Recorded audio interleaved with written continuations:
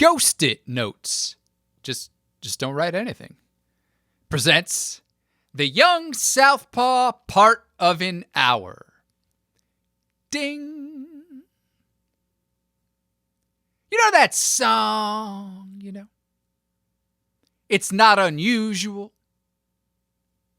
I mean, it would be unusual if you didn't.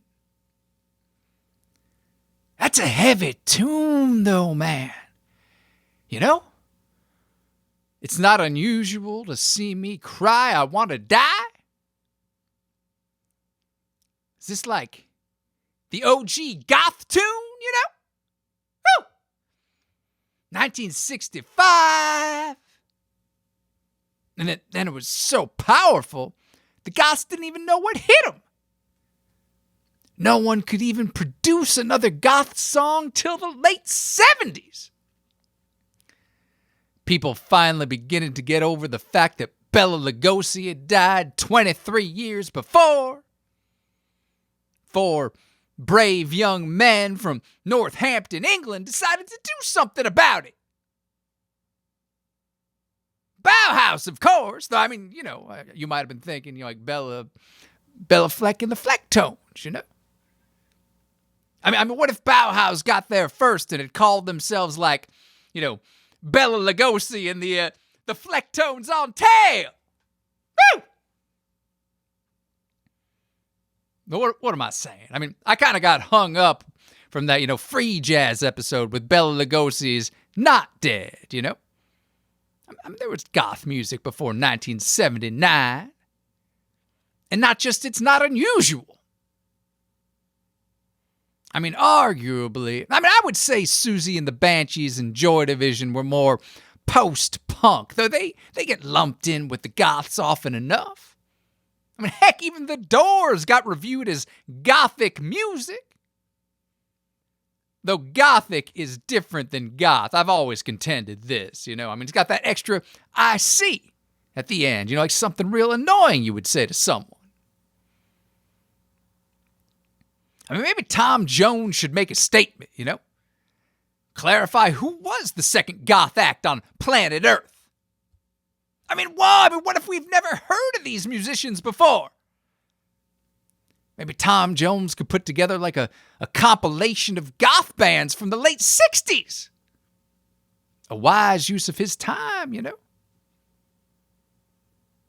I mean, the Shays is always saying it's Bob Dylan. I mean, heck, he was claiming he was even the first goth with his white face makeup on that Rollin' Thunder tour. The old Zippity Zimmerman trying to hop over those early Ramones records and beat everyone to the British goth scene. But I mean, Tom Jones was a trailblazer. I mean, right from the beginning of the goth movement. Bit of a maverick, too. I mean, he wasn't wearing all black all the time. Covered his debut album, he's wearing a red shirt and tight blue jeans. I mean, maybe he should have been known as Tom Bones, Give him more cred in the goth community, Though that name, can be taken a bunch of different ways. I mean, some of which I think he went with. And the man did have a reputation. And he did the theme to Thunderball, beating Zimmerman on the thunder there, too. But I mean, Tom Bones, Thunderball, that'd be way too much, Then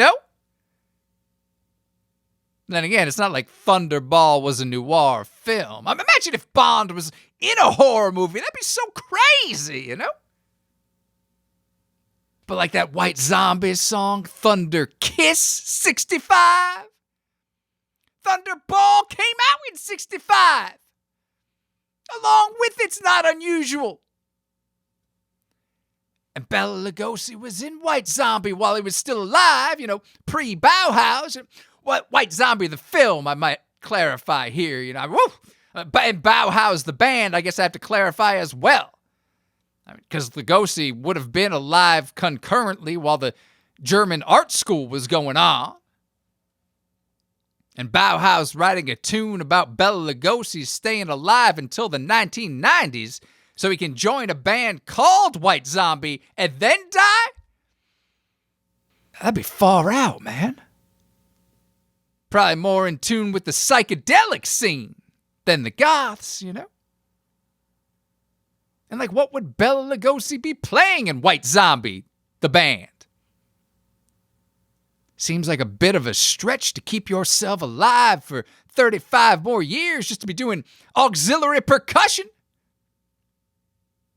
But I mean, with all the remakes they do these days, why not have Bond and Tom Jones, a.k.a. Bones, go back in time to the events of White Zombie, you know, the film, and combine these two ideas as long as they're time traveling, you know?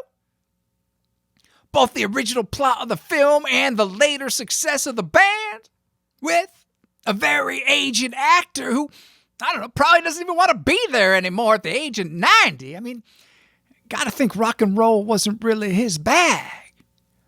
But, I mean, this is why we have the magic of film. This is why I was thinking this idea was awesome in the first place. Have White Zombie in it. Bauhaus, too. For what would be an insanely awesome soundtrack and subplot.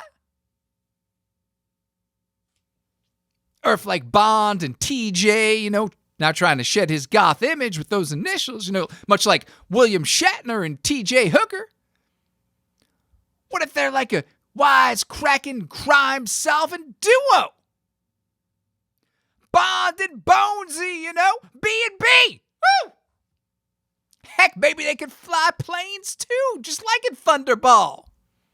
Well, without sinking them, of course, you know.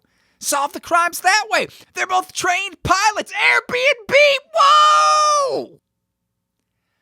Sean Connery and Tom Jones just running a small little bed and breakfast somewhere. I mean, whew! I guess, this might set it up as a direct rival to the Persuaders, you know? So maybe to like differentiate, they could have like the place be fashioned around an old plane wreck. I mean, man, you could pack a lot of people in like that. You know, use the seats as beds, keep the costs down. Or maybe it should be an old Air Force base, you know, Bond and Bones turn it into a holiday camp. They're like organizing activities for all the campers, you know, like hopscotch, bear riding, or whatever they do at those places, you know. And then, like, of course, crimes start to unfold. I don't mean this to be too much like Dirty Dancing, you know. The crime there being that I've had the time of my life, hungry eyes, and she's like the wind, could never have been recorded in 1963 when the film takes place. Whew! Because, like, those are 3 slots that Tom Jones could have had on the soundtrack. Keeping it real with 60s tunes and whatnot. Maybe even some more of those sparkling goth originals. If ever a case needed solving, you know. Whew! This one. I guess that would make it into more like a feature film than an ongoing television series. Who's to say it can't be both? There are plenty of mysteries to solve in this world. Who better than Bond and Bonesy? Of course, Tom could adopt the name of a state and become an archaeologist. You know, instead of Indiana, be like Pennsylvania Jones. Both got 4 syllables. There's a large Welsh population in Pennsylvania, you know, the Keystone State. A combo of Bond and Indiana Jones would kind of be everything I ever wanted as a child. Well, if Van Halen did the soundtrack, of course. Maybe that goes without saying. But would Roth and Tom Jones duet? Whew! That could be a thing.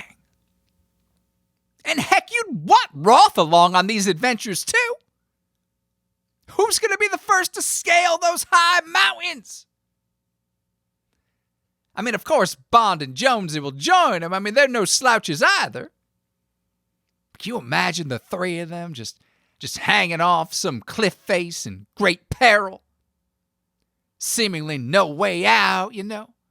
Danger at the top, danger below, danger all around, a go-go.